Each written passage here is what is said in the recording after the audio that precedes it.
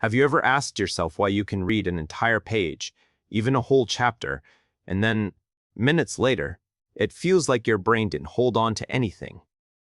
You close the book, and when someone asks you to explain what you just read, all you can say is, "I don't remember." This isn't because you're not intelligent. It's because your approach to reading is passive, and passive reading almost guarantees forgetting. Here's the truth. The brain doesn't remember information it never really processed.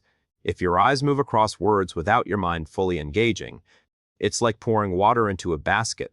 Everything slips away. The reason you forget is that your brain hasn't been forced to connect the dots, to reflect, to explain, or to link the material with something you already know.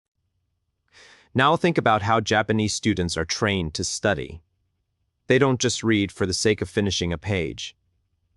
They take time to slow down, reflect, and rephrase.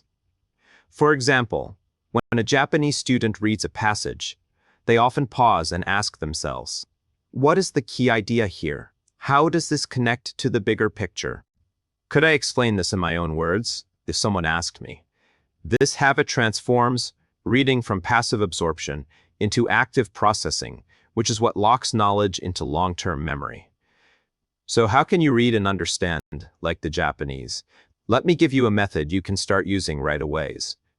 Step 1. Preview before you dive in. Before reading a chapter, skim it quickly. Look at the headings, the diagrams, the first and last sentences of paragraphs. This gives your brain a map. The Japanese call this priming, getting your mind ready for what's coming. Step 2. Read in short bursts, not marathons. Your brain can only stay deeply focused for about 25-30 minutes at a time. After that, attention and memory start dropping. So break your study into blocks, and after each block, pause to summarize what you just learned. Step 3. Teach yourself out loud. This is a powerful Japanese method called Jikou Shu self-learning. Don't just underline or highlight. Explain the idea in your own words as if you were teaching a class.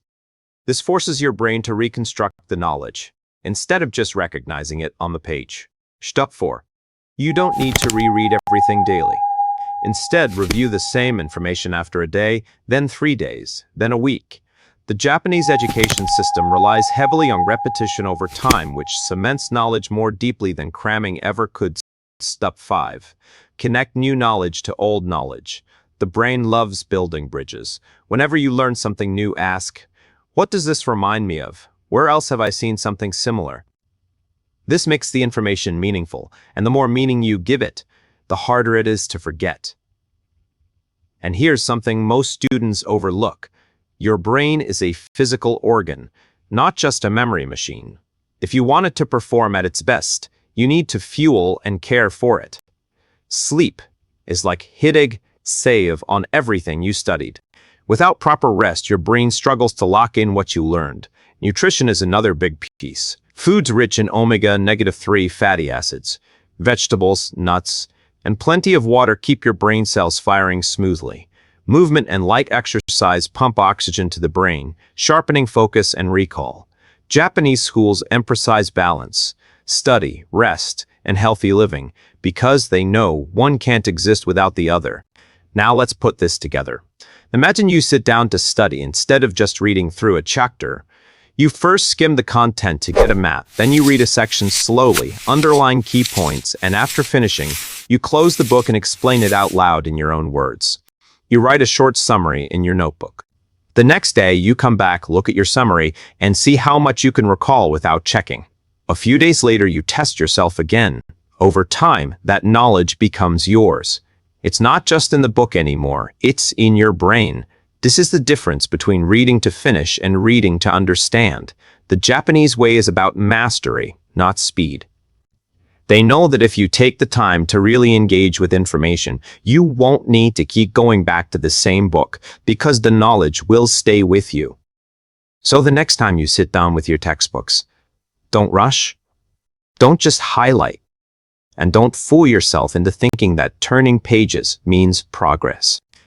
Train your brain by previewing, reading in bursts, teaching yourself, reviewing at spaced intervals, and making connections. Combine this with proper sleep, nutrition and movement, and you'll discover that remembering becomes natural, not forced. If you found this helpful and you want more practical strategies to study smarter, read deeply, and train your brain, like the Japanese, make sure you subscribe to this channel right now and hit the notification bell.